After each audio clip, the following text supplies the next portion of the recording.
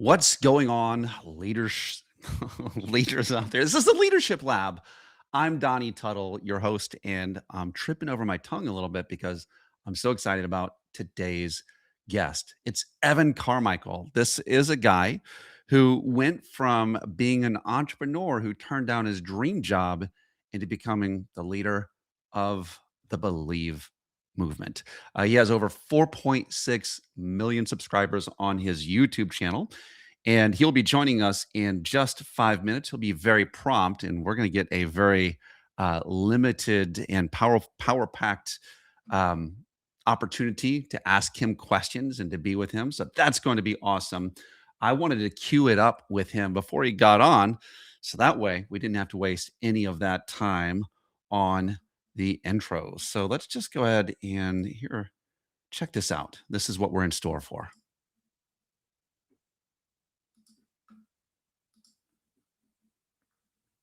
Carmichael is here. Evan Carmichael, Believe.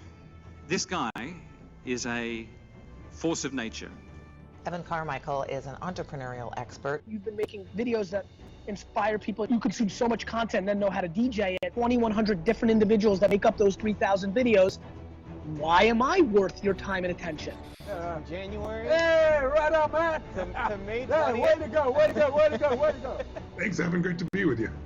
In collaboration with my friend Evan Carmichael. It's fun to be on your channel now. The Evan Carmichael everybody knows and loves. Evan Carmichael had me on his channel, so I'm going to give his viewers my 10 keys for success. And I just wanted to thank Evan for making this video and you for watching it. Hey, friends of Evan Carmichael and Evan, my friend, buddy, appreciate you. Good to be here, Evan. We always love your show. We're letting everybody out there into kind of some secret sauce about how to be more successful. And I can't tell you how incredibly humbled and honored I am to be on Evan, your channel. And I want to thank you, Evan, for this opportunity. And I look forward to hopefully seeing you when I'm in Toronto. I'm Neil Pasricha. I'm here with Evan Carmichael. I really believe the world needs more Evan Carmichaels who figure out ways on a daily basis to inspire millions of people around the world to go out there, not give up, and pursue their dreams. What is up, Believe Nation and Evan Carmichael? Evan, I've been using your content for years. Similar to yourself, Evan, who always inspire me as well. His name is Evan Carmichael. We were at a YouTube conference. He's got his own channel that helps to inspire entrepreneurs. I found myself wanting to go out of my way to help Evan after this without him even asking. To be on the program. Really appreciate that, man. Thank you. Thanks a lot, Evan. Great show. Thanks so much, Evan. Glad to be here. Thank you so much for having me, Evan. That was a really funny moment to bump into you at the Seattle airport. Thanks for having me on. Take care, brother. So that is going to be Evan Carmichael coming up now in 2 minutes. If you've got any questions, you can go ahead and pop those in right now. I promise you, once the convo begins, I will not be seeing anything that you're putting in there. It's just going to be me and Evan, and you get to join us. Evan is about to pop on with us here now. Look at him live and drinking his drink and resisting the Doritos. So I'm just going to go ahead and hop to it. Evan's here. I'm here.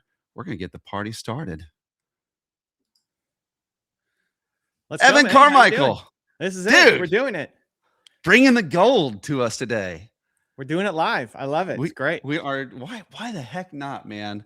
Evan, I loved the last time I got to see you in person. Been following you for years.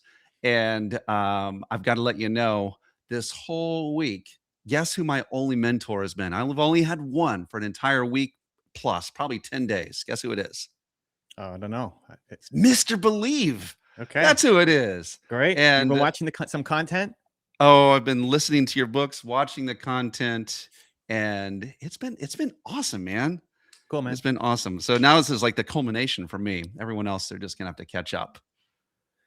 Great. Yeah, awesome. However I can help and serve, man. It's great to be here. I like it. I love it. Evan, we're talking to leaders. Now, I'm one of these too. And a lot of us, we're in the middle of doing some things. And I know you have this love for the entrepreneur. Some people are bridging into becoming that. And I'm hoping you could shed some light to us about maybe the moment on that bed where your mother came up to you, the $300 a month, And Oh, what man. happened? Like what You're taking me brought to us pain here, Donnie. Taking me to the pain. Okay. I Okay. want you to cry and then Deep take us to breathing. believe from Okay. there. Yeah. Yep. I'm ready.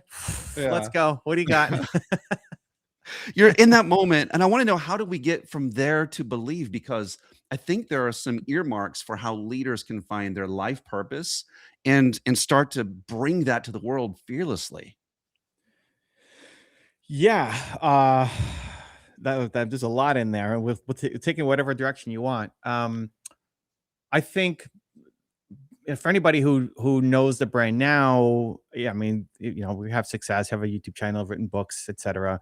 But the whole idea of believe, I couldn't articulate it. Like my first book was called Your One Word, and that's with Penguin Random House. And the idea was everybody has a single most important core value, and when you figure out what that is, everything else in your life starts to make sense, and your mission becomes a lot more clear. So Dan Sullivan says the greatest gift you can give the world is your standards.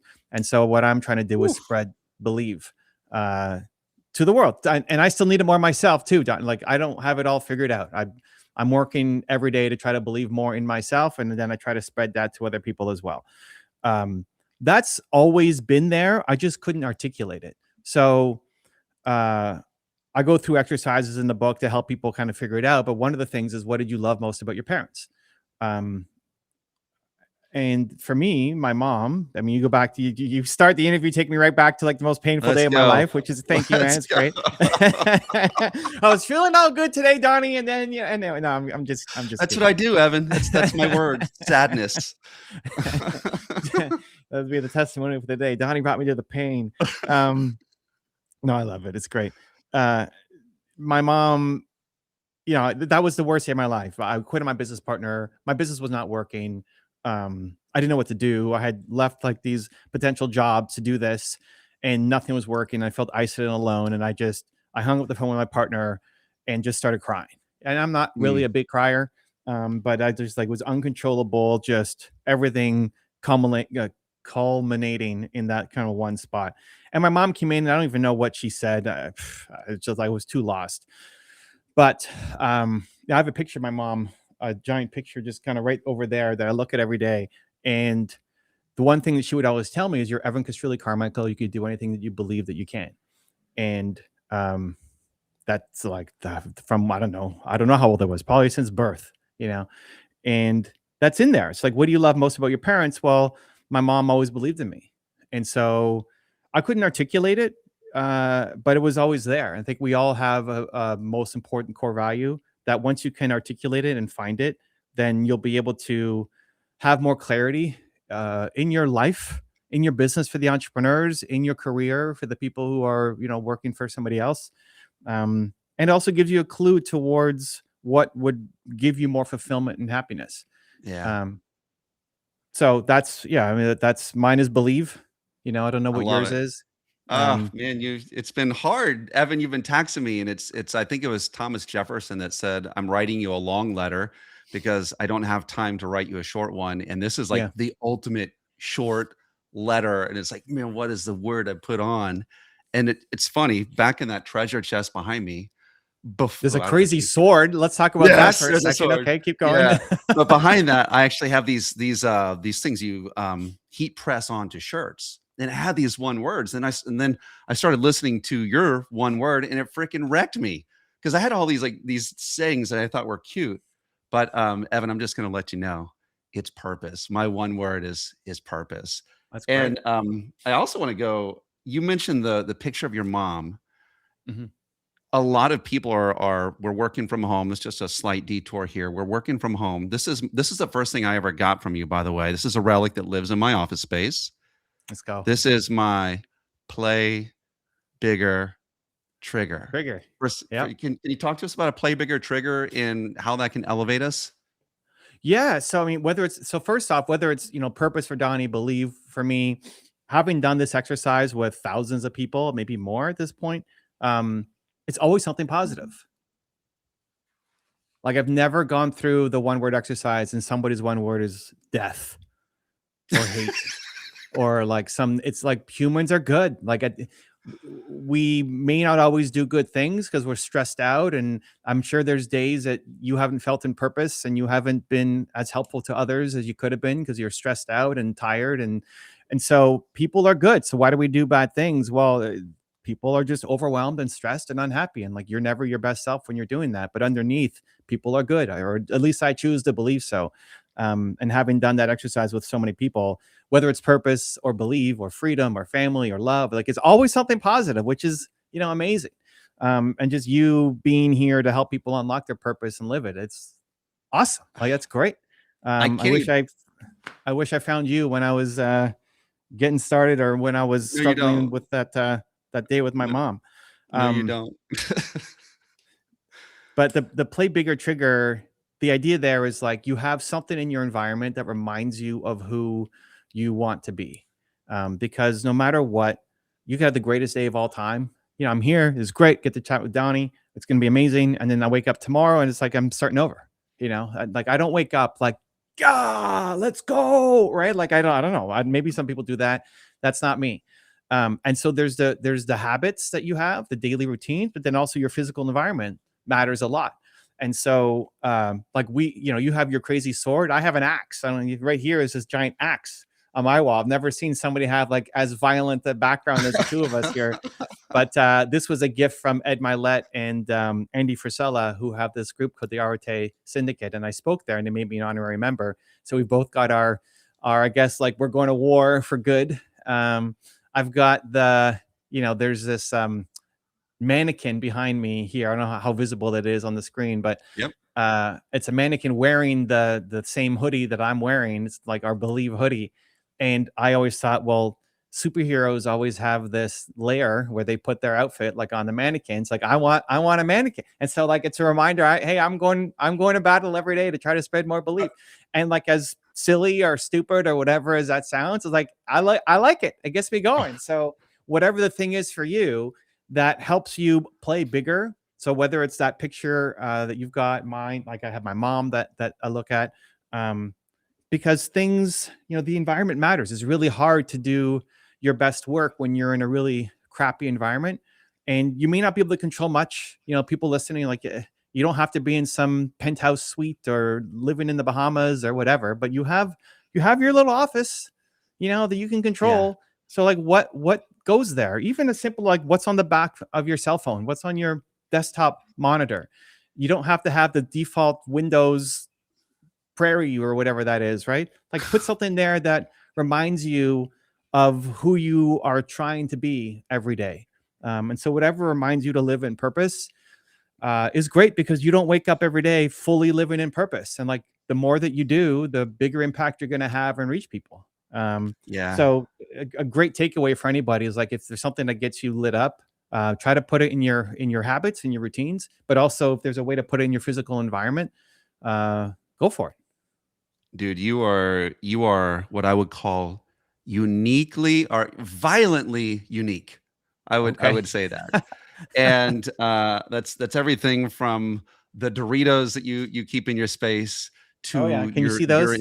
Yeah. You're a strong man, to the intentionality that you have with your branding, your colors, your logos, your word. And it's interesting. That's like, there probably have been opportunities to step outside of that. As a matter of fact, let's look at YouTube for a second, because one of the temptations I feel like that is on YouTube for those of us who have tried it, maybe we've stepped in, fallen in, it's worked well, hasn't worked well, whatever. It's really tempting to become the dance monkey, the thing that just responds to the algorithm and says, oh, you want this? I'll give you more of this. Yet you maintain this radical uniqueness. How have you resisted and bulletproofed yourself from just becoming what others would want of you, as opposed to like carrying this value that you've defined? So, any successful business is a combination of what you love with what people need. Like, if you just love something, you love it, but there's no value to it, it doesn't help anybody else, and you have a hobby. And like, cool, it fills you up. It's a hobby. Awesome. Good job. If you're just chasing opportunity, but you don't love the thing, you're always going to lose to people who actually love it. Yeah. You know, like start a podcast. Okay, cool. You better like interviewing people. You know, like if you don't like having conversations, you're probably not going to win. Like you could force yourself for a certain amount of time, but you're just not like, why? You're going up against somebody who loves that thing. So why do that if you don't actually love it? And if you're experimenting, you're trying, cool, whatever, right? But at the end of the day, any success in business, in life, is a combination of like what you love doing with what also serves other people. So you know, my channel I've had since 2009, so it's been a while. It's always positive, you know. If I made like a video of why this person sucks, you know, why this person's terrible, I'm sure that would do much better.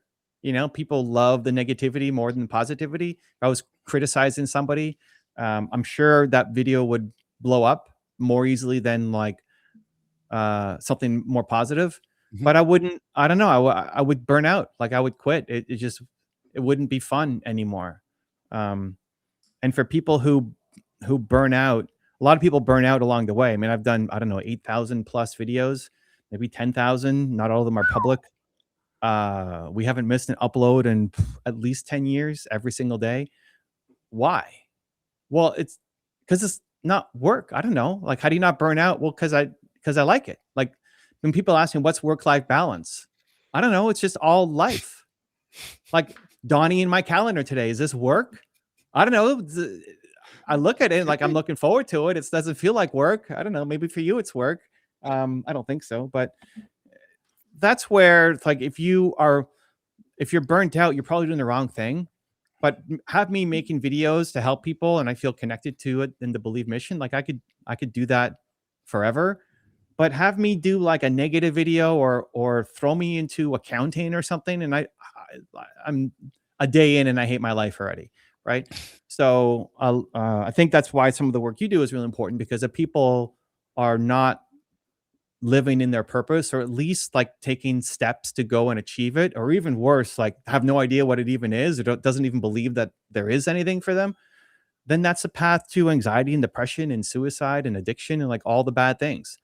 But when you feel like you're doing work that actually matters, and for some people matters is like you and I want to have a big impact. We want to reach the world. You want to help everybody, right? It's like, that's why we do what we do. Some people like my wife don't have a giant mission, but she's the glue for our family. And she's the 25 to 50 closest people. Like that's who she wants to serve. But we're all built to serve. That was my second book. We're all built to serve. Yeah. And if you're not happy, it's because you're not serving. And the best way to serve people is around the thing that you care most about, which for me is belief, for you is purpose. And for whoever else is listening, watching, the thing that they care the most about. I love that. I think I love the idea. Some of us can get shamed into having your goal's not big enough, or your reason for being is like, well, these 25 people, I'm good here versus here. And I think knowing the space and the place that would make us happy. I remember even in my coaching practice, I used to coach 40, 50 people and I was just horrible. Bring it down to 12. I'm me again. And so knowing the pace and scenario where you're at is important. I'm curious for you. Well, there's a Sally Hogshead saying, I wonder if you would agree with it. She says, different is better than better. True or false? Different is better than better. I don't know. Maybe. I guess like, what does better mean? If I like the way I go there is I have to think about the entrepreneur hat on. So like I think about it in the business term. That may not be how people kind of see that typically. But if I'm an entrepreneur, different allows you to stand out because it's different, but different for the sake of different doesn't necessarily bring more value. Ultimately, it's going to be like what brings the most value. But I think like best known often beats best. Okay. You could be the best, but then like if nobody knows about you, you don't really have a business. So does different help you get to be more well known? Maybe. Talk to us about the well-known part, because that's an important key. If you were to choose, knowing what you know and seeing what you've seen, if you were to choose You have to choose one or the other, right? I know this Yeah, isn't you're giving me all real. the tough questions. All Thanks. right. Thanks there, Donnie. Yeah. What's a better skill? Would it be better for someone to have the skill of talking from a stage, or having, we'll just call YouTube in general a skill, getting attention from YouTube? I would say the ability to speak to a camera is going to be more valuable than the ability to speak from stage. If I had to pick, I think ultimately it's a harder skill to speak from the camera than stage, although people have stage fright, and that's real. Like public speaking is one of the hardest things for most people to do. But I think just the ability to have, again, if the goal is massive impact, the ability to speak into a camera is going to be more valuable than speak from a stage. If your goal is, I want to be a speaker, then go learn, the skill to speak from stage. I think the difference is it's always easier to speak when there's somebody else. It's always hardest when you're by yourself because there's interaction. Like if you're doing a podcast like this, or you're doing a coaching session, there's back and forth. You say something, I say something. You say something, your guest says something, your client says something. It's easier to have a conversation than it is to just speak by yourself. When you're on stage, you at least have faces. You can see people laugh with you. Hopefully, they're not throwing tomatoes or something. You get to see how it's landing, which is good and bad. Like if it's not landing, you feel terrible and want to get off as quickly as possible. But at least you have feedback. Where and I would just say talking to a camera, it doesn't necessarily have to just be YouTube, but any social media, you don't really get any feedback until you've posted it, and then you can look at the data. So it's not real time. And a lot of people struggle to just talk to a camera and treat it like it's another person. To talk with, if you're talking about purpose and you're coaching somebody, it's so much easier to show up for that person and really be there with them than it is to summon that to then talk to just a lens by yourself in your office. But it like valuable skill to change the world, I'd say being able to speak to a camera is more important. Yeah, these days. I will say this, it's interesting. So just as someone that I find myself better in a conversation, which is why coaching is easier than on a camera. I've hit that, what you call the empty room, that for the first 350 videos. And one of the things that I've personally struggled with is being able to say, well, like what's valuable? And I know that you have a formula in your Built to Serve book that can address that. But like I think that sometimes, I don't want to say I feel like I'm throwing stuff up against a wall, but it's different than just saying, oh, that works really good for my people, or that worked really from the stage, or this worked for this guy, or for her, or for this group. Walk me through that. Like, I know I'm not the only one, and I know I just threw spaghetti at you without a real point on it, but how can I find value? I already have the business. How can I find something that will be valuable to share on YouTube that anyone would care about, and the algorithm would reward? What's the goal of having that content go out? Like, you're trying to grow your business, you're just trying to get reach, or what are we trying to accomplish? I think reach. So so my business is okay, but getting reach would be really good. It'd be really good to be, I think that validates also. Like, I think they both kind of beget each other when people see. So the reason why I ask is, like, in our programs, when I'm coaching entrepreneurs, everybody wants both, just like, hey, just like the question you asked me, what do you want? Well, both. But usually if you can generate more revenue, then you can afford to invest in more team to help you actually go build the machine. And so usually what we do is start with, okay, how can we use content to help you grow your business so that you can afford to then hire a lot more people to help you go and build the big thing. Also, the big thing takes more time than being able to grow the business. So you can make an extra 6-7 figures in your business off of videos that get 100 views. People don't really know how, which is what we, teach, and we can walk through it quick if you want. But usually doing that allows, like, if YouTube was something that was the number one driver of revenue for somebody, they'd commit to it more. Like, why not? Of course, because you're a smart entrepreneur. And if you're putting all these videos up and nothing's happening, then why would you keep doing it? Like, it just doesn't make sense, right? So depending on what the goal is, we have different content strategies. If the goal is purely reach, that's like phase 3 for us.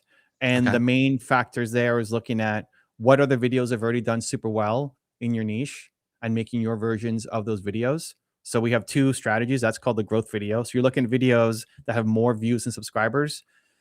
So you go to YouTube, search purpose or whatever you're gonna, search on. And you'll see a whole bunch of videos that did not do well, and you'll also see a bunch of videos from like Tony Robbins and all these other people who, it's gonna be really hard to compete against them for that.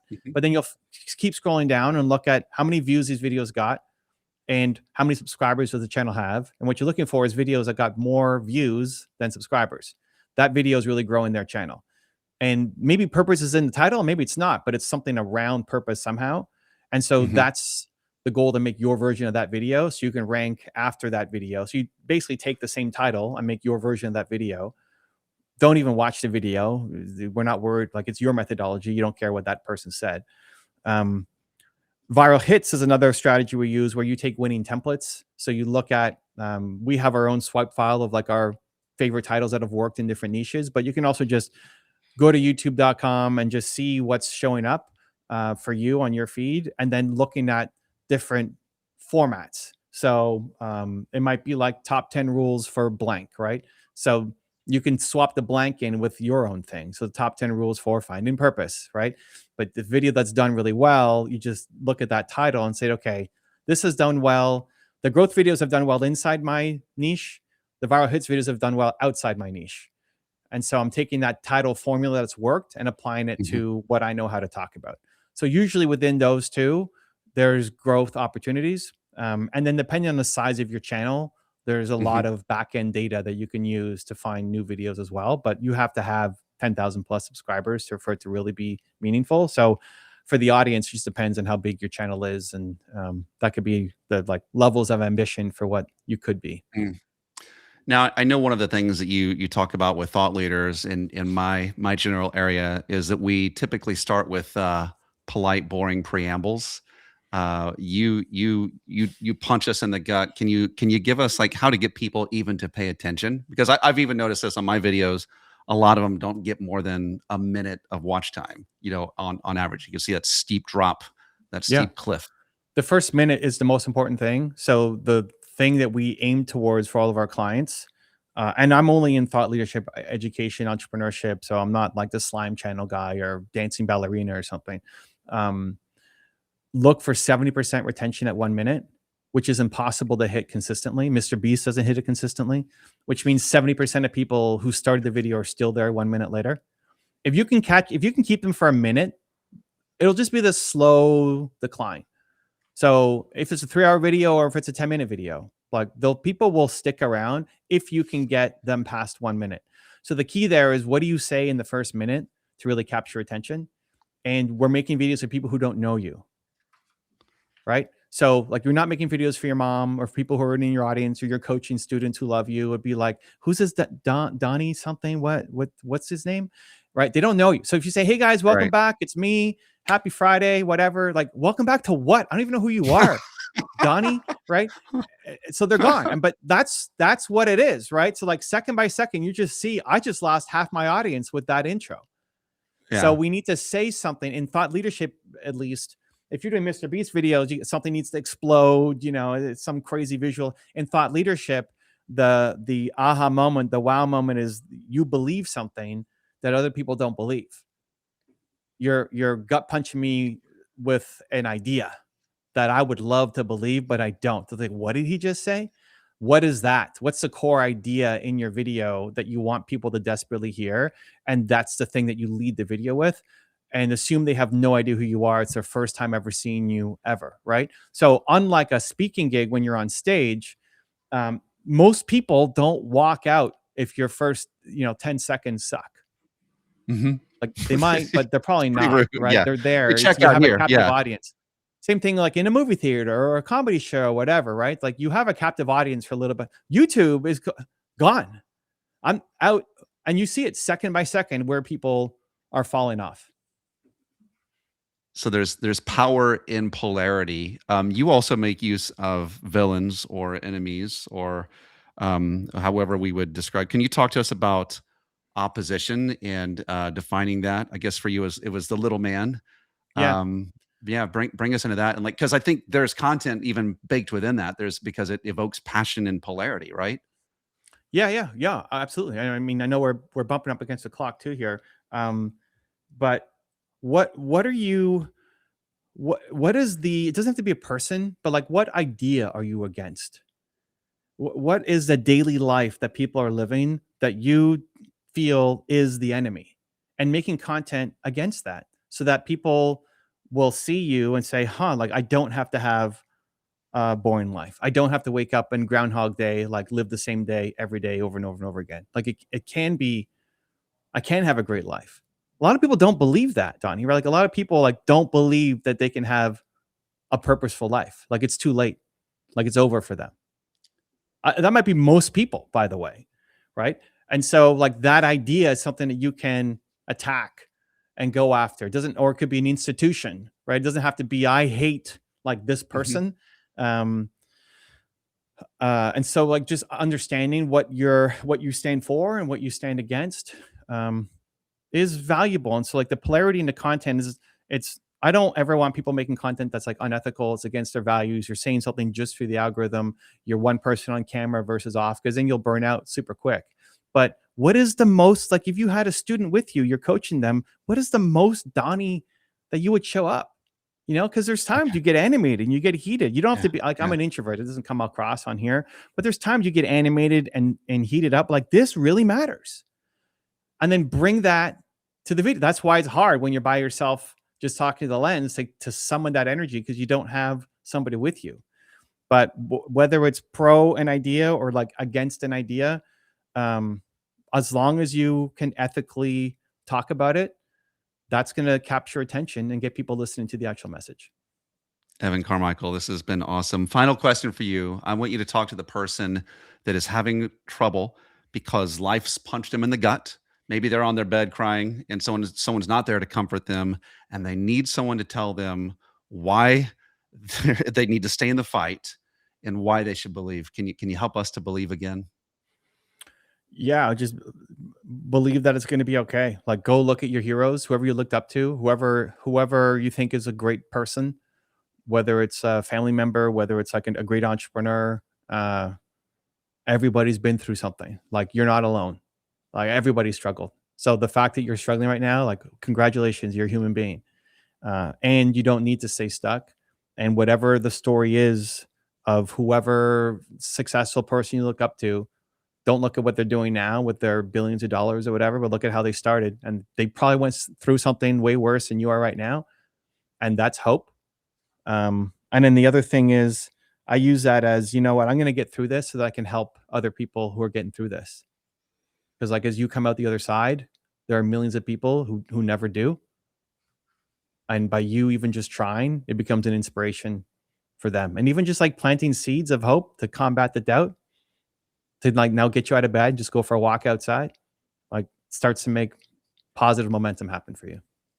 Solve it for you. You solve it for others. Evan, you're this, my man. Let's go. You're the bomb. And I want you to Dynamite. stay violently unique. Thank you, man, for being generous to me and to those that are going to be listening, watching, and they're going to be altered by you. Thanks for making us all 2% better, my friend. I appreciate you, man. Cool. Dude, you're awesome. Thank you so much. I really do appreciate you. And then Great. I'll find you when I head on